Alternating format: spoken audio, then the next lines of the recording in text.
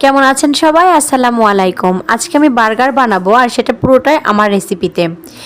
পেঁয়াজের মধ্যে একটা ডিম দিয়ে দিলাম আর লবণ, হলুদ, একটু মরিচের গুঁড়ো আর ডিমগুলো ভালোভাবে ঝুড়ো করে নেওয়ার পর দিয়ে দিলাম হচ্ছে চিকেন সিদ্ধ করে রেখেছিলাম, সিদ্ধ করে ঝুড়ো করে রাখছিলাম। এর মধ্যে একটু গাজর দিয়ে দিলাম। দিয়ে মূল কথা এটা হচ্ছে আমি বার্গারের প্যাটি তৈরি করব, হ্যাঁ।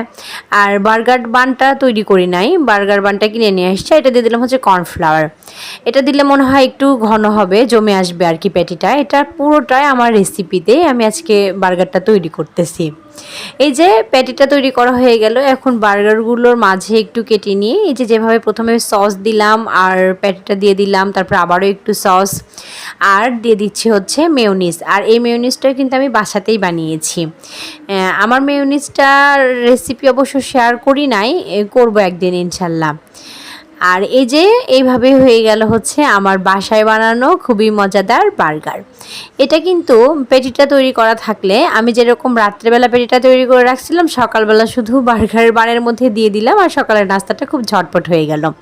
অবশ্যই সবাই জানাবেন কেমন লাগলো আমার রেসিপিটি। ভালো লাগলে অবশ্যই লাইক কমেন্ট করে যাবেন। সবাই ভালো থাকবেন, ধন্যবাদ।